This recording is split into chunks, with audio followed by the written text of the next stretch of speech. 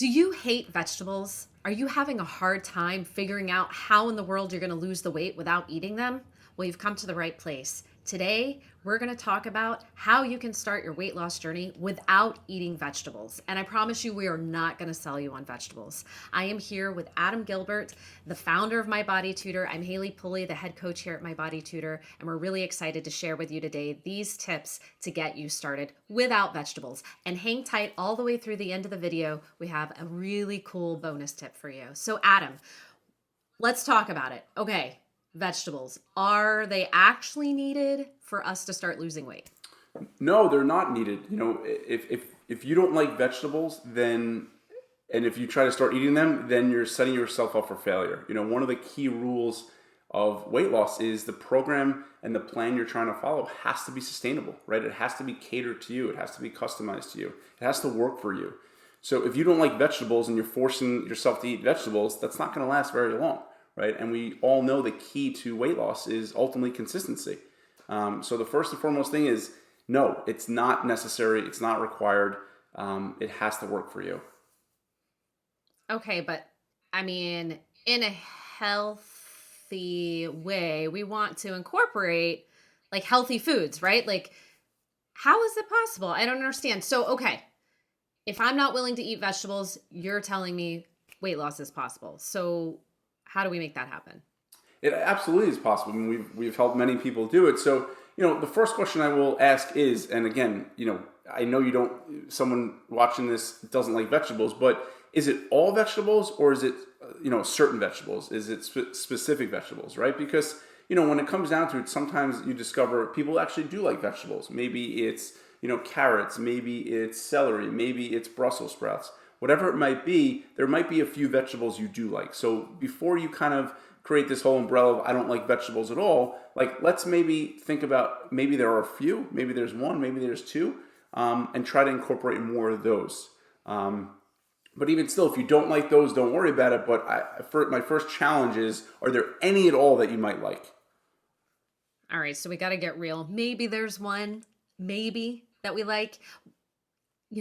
Like peas, right? Growing up, eat your peas. I don't know. Right. Okay, so get real. Maybe there's one or two, and then try to incorporate those. Yeah, if do more of what you like, right? So if you like those vegetables, let's try to add more of those into your diet. Absolutely. Okay. A second way we can move towards weight loss. Give us another tip here. Yeah, I mean, a big part of what we focus on is, your non-negotiables, right? So let's just say vegetables are non-negotiable. Hey, Adam, Haley, I'm unwilling to eat vegetables. Okay, fine. So let's focus on what you're willing to do. And one of the best ways to ultimately lose weight is let's focus on portion control, right? So how much are you eating of everything else? Because when you focus on portion control, that is an easy way to, essentially keep on eating the way you are, but you're just, of course, eating a little less. And there's several ways to focus on portion control. Number one, you can start serving yourself less. Number two, you can really focus on what we call the hunger scale, right? So if on a scale of 1 to 5, if 1 is being ravenous and 5 is feeling stuffed, we want to feel like a 3, right, after we're done eating. Right, we want to feel like we can easily go for a walk or a jog if necessary. We've all felt stuffed, whether it's after Thanksgiving or a big meal where we can't move or exhausted. You want to feel light and satisfied. And one of the best ways to do that is to focus on eating slowly. And one of the best ways to focus on eating slowly is utensils down between bites of food, sips of water between bites of food, things like that can really, really help. Okay. And all of that takes practice, right? Like, I think that's really key to remember. It takes practice. You have to be willing to kind of come to the table and explore it. You're not going to have the answer to what we were talking about, the fullness scale. Like, you're not going to know what that 3 feels like until you bump into a 4 or 5, right? Or try running around the block after dinner and seeing what that feels like. So I also want to just add, I think it's really key to see it as a practice and an exploration and just know that it's not a perfect science. No, definitely not. This is definitely deliberate practice. It requires showing up. It requires experimenting. It requires, checking in with yourself. That's all part of the process. Okay. And so on the other end of the fullness scale, right, there's another really key thing I think we can do to help ourselves lose weight and maintain that healthy weight, right? And that's learning to avoid getting too hungry, right? Can you talk to us about that some more? Yeah, I mean, one of the more, clients are always so pleasantly surprised when they hear this, and one of our key things is we don't want you to get too hungry, because if you allow yourself to get really hungry, that's when the short-term irrational mind in all of us gets really, really loud, right? I mean, this is my life's work. I've been at this since 2007, even before that. And it's like, when I'm really, really hungry, I'm craving all sorts of stuff, right? My mind gets crazy. Let's do this, let's do that. And we want to tame that inner voice. And the best way to do that is by eating regularly. And when you're eating regularly, it just makes it much easier to control yourself. And clients love hearing that because they think, so many people think, oh, I have to starve myself. I can't never eat to lose weight. In fact, we think that's exactly the opposite approach. That's ultimately is going to lead to weight gain because you're not going to be able to stick with it. Right, right. You get too hungry, all bets are off. Yep. So setting up a good routine of regular meals, perhaps snacks, is going to help us, particularly going towards the end of the day. First of all, forget vegetables at the end of the day if you're starved, right? Right. But all bets are off on other things too. Okay, so the last point I think is really interesting. It's this idea of emotional eating. So how can we tackle that in terms of weight loss? Yeah, one of the best ways to lose weight without eating vegetables, right? We're talking about things that we are willing to change, things that we're willing to control. And the question is, am I even hungry for food in the first place, right? And here's what I mean. Emotional hunger, and we all do it, is hunger for something else. It's not for food, right? So, a good test is, emotional hunger comes on suddenly. You're craving something specific. You can have snack after snack and nothing is hitting the spot. Whereas physical hunger comes on gradually, right? We feel it in our stomach a little bit. We feel it in our head sometimes, but it's definitely a gradual sensation.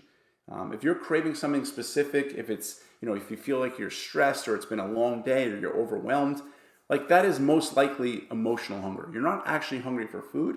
You're hungry for something else. Okay. I think another good way to think about it too is like physical hunger can wait, right? Right. Physical hunger, we can kind of say, all right, hang on for a minute. But emotional hunger, right? Like I got to have it and I got to have it right now. It cannot wait. It is urgent. And a really great way to think about that is like, that's a message, right? Like something is amiss. Yes. So we can get curious about it, right? Exactly. And use it as a signal, right? It's like, all right, what's really bothering me, right? And it's important to remember, it's never about the food. It's about what the food allows us to avoid and or the void it fills. And if you think about it like that, it becomes a lot easier to interpret it as a message. And that's simply what it is, right? We mix it up as hunger for food, but it's actually hunger for something else. Right. Okay. All right. So now it's time for that bonus tip. And it's kind of funny. I think it's brilliant, but in a video about vegetables, it is kind of funny. Thank you. So, a lot of people over the years have loved this tip. And yes, it is kind of funny. We're sharing this tip on a video about hating vegetables. But the idea is ask yourself, and the test is ask yourself. We call it the broccoli test, but insert any vegetable you might like. And the idea is if you would eat the vegetable, then you're actually hungry for food. If you wouldn't eat, say, broccoli, we call it the broccoli test, then you're not hungry for food, you're hungry for something else. And it's a quick test to just determine, hey, am I actually hungry for food or am I hungry for something else? I love it. I love it. And yeah, we could swap out broccoli for maybe some, I don't know, carrots. Yeah. Carrots are usually a winner. Yeah, there you go. Whatever you want, but insert any vegetable and, allow yourself to determine if you're actually hungry for food or something else. Awesome. So listen, we don't have to love vegetables to make a difference in our weight loss journey. I think we've shared a lot of really great tips today. Adam, thanks so much for chatting with me for a few minutes. And you have anything else you want to add? One thing I do want to add is, accountability is a game changer also when it comes to weight loss. Obviously, I am biased. This is what we do. This is what we've been doing since 2007. But, just think about when you're left on your own. Typically it's, I'll start fresh tomorrow. I'll start fresh the next Monday.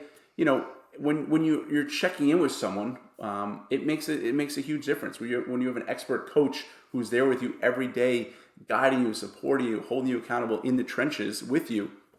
It makes all the difference. So, think about accountability, right? If you don't like letting other people down, accountability can be really, really effective for you. Awesome. Totally agreed. And it's not because it's what I do for a living. All right, Adam. Well, I think this is a wrap on this one. We'll see you guys next time. Hey guys, thanks for watching. If you liked that video, check out the link for another great video right here. And if you're having trouble staying consistent, if you feel like you know what to do but just can't seem to do it, I invite you to check out our coaching program. It's in the link below. We offer one-to-one accountability, coaching, support. I know you're going to love it, and let's go. Together we can make it happen.